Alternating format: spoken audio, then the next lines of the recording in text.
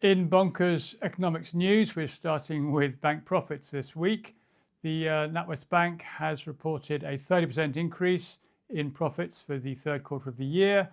And the UK banking sector, the four big banks at least, are on target apparently to produce about £45 billion of profit for the whole year. But that didn't stop the NatWest chief executive from trying to warn off the Chancellor of the Exchequer from increasing taxes on banks.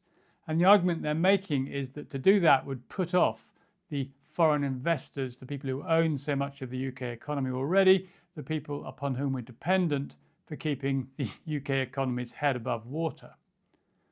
But that all raises the question, whose money is it? After all, the banks are able to lend money only because the government allows them to create money out of thin air. And if the government actually is in the driving seat here, you'd think the government would be entitled to a big chunk of those profits, since they're being generated off money that the government is allowing the banks to create. And it's a big issue. To put it in context, we look at this image here.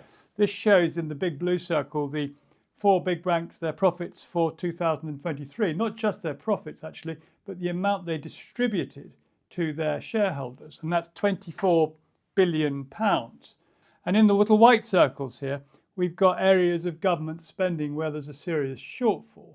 And they range from fixing the nation's potholes to fixing the nation's teeth and quite a few other things.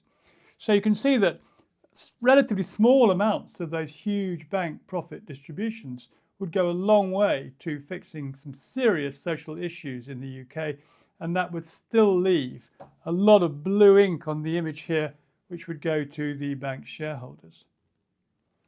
And then in another story, which was quite interesting, UK retail sales were shown to have increased rapidly last month up to the level of 2022, apparently, and on the back of, apparently, sales of gold. People are buying gold jewellery online, apparently, because perhaps they're concerned that the economy is about to tank and the price of gold is going to increase. But the real question is not so much that. The real question is, why do we think that spending more, why do we think that spending more in the economy is good? Why do we think that consuming more, spending more is what we should be doing to keep the economy going?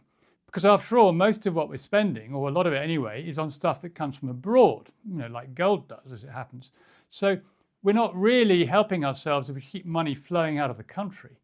And the question we should be asking ourselves is, why aren't we producing more?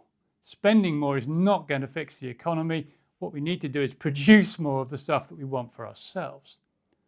And that sort of links in with this image here, which is the unpaid in green and the paid economy in the UK, because the unpaid economy, the stuff we do for ourselves, the stuff we do willingly on a voluntary basis to produce stuff for ourselves, is highly productive. We don't do stuff for nothing unless we really want it done. And so I think the economy needs to do much more of this. We need to be much more focused on producing the stuff that we really want, and much less focused on spending, particularly on things that come from abroad, if we want to dig ourselves out of the hole that the UK economy is definitely in. If you want to check out the actual numbers on these, incidentally, look at the website at bonkerseconomics.net, where you'll find all the detail.